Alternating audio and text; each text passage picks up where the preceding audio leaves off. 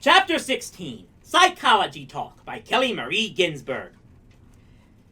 Dear Mr. DeLong, as our principal, you're a pretty busy man, but maybe you don't know that Milo Neal is planning a brutal murder at your school. I paused in front of my dad's typewriter. Was the wording strong enough? I really needed to get his attention.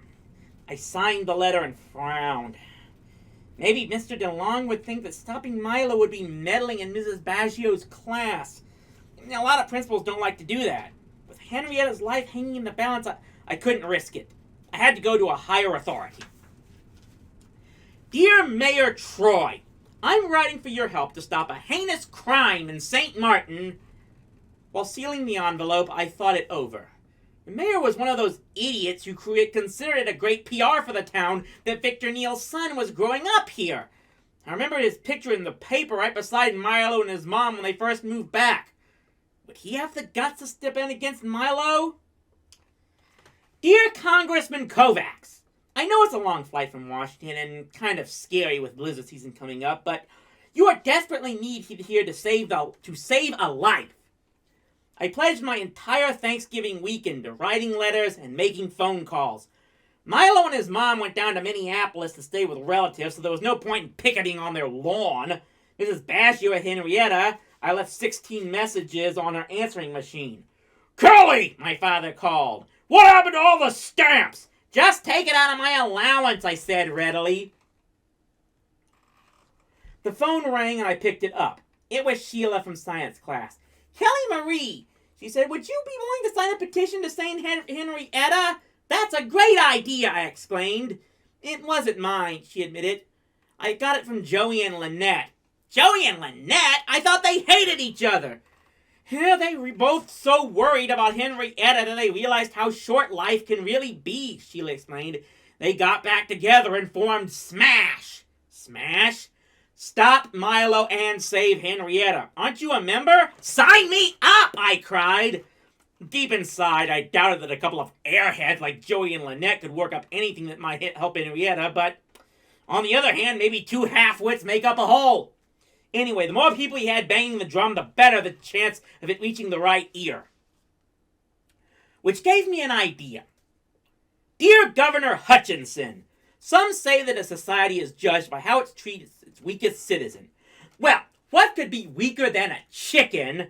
Kelly, my mom called, hurry up! We're going over to Grandma's. I'm not going, I replied. What?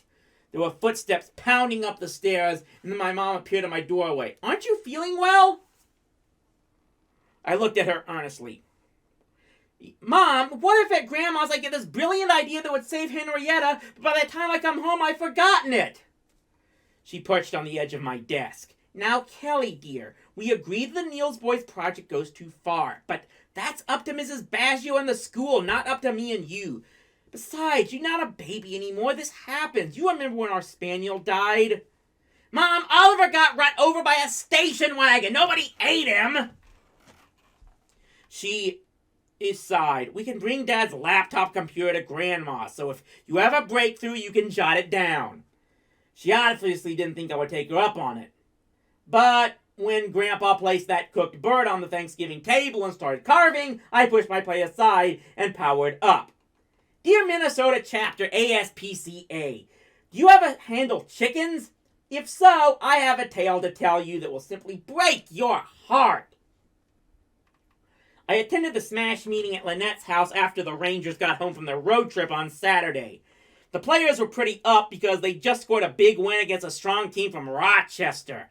You didn't have to be a psychologist to figure out that Adam and those lunkheads cared a lot more about winning than they did about Henrietta, but I kept my mouth shut. I needed the Rangers on Henrietta's side. Marlowe wouldn't let us take Henrietta to an away game, Steve grumbled. He's still mad about the party. Look who's talking! cooking, shriveled Annette. He's going to cook her for lunch, and he's worried we won't take care of her. So, you guys won without Henrietta? Steve shook his head. She was there, but Milo had to come too. Adam grinned. We stuck him on the bus beside Davy. 3 hours of slapshot details. Serves him right, I grimaced. I'd like to send Milo to the butcher shop. I say he should be our target, Lafayette agreed. Let's see him finish his science project with 2 broken arms. Chill out, said Adam of all people. Since he was such a hockey nut, I figured he'd be screaming for Milo's bloody blood louder than anybody else. You can't hold it against Milo. He honestly thought we all knew what happens at the end of the project. And face it, every time we started getting attached to the chicken, and he warned us not to. He didn't even want us to name her. It's true, said Brendan mournfully. He must have said 1,000,000 times. A chicken is not a pet, a chicken is a chicken. We didn't listen. Oh, shut up, I snapped. So he told us. That makes it right. Milo doesn't matter. The science fair doesn't matter. Your stupid hockey team doesn't matter. The only thing that matters is Henrietta. Dear Mr. Arno, I happen to be a vegetarian and wouldn't eat meat if you paid me. But sometime in the middle of December, Milo O'Neill is going to bring you a chicken. I don't know how much money you butchers earn. But whatever Milo is paying you, I'll give you double not to kill it. Just bring the chicken to the above address. And whatever you do, don't tell Milo. I lay awake Sunday nights, tossing and turning. I racked my brain. Had I done everything possible? Had I written everyone who had any power whatsoever to save Henrietta? Could there be a stone left unturned? An avenue unexplored? An authority I could still appeal to? And then it came to me. Dear Victor Neal, I won't take up too much of your time because I know you must be pretty busy being a TV star and a scientific genius. I'm writing because I think you should know that your son has a big brain but a very small heart. And if he kills Henrietta, everybody in school is going to hate him. Please hurry. The science fair is on December 14th, but Henrietta could die any day now. You've got to do something. Yours anxiously, Kelly Marie Ginsburg. P.S. Henrietta is a chicken.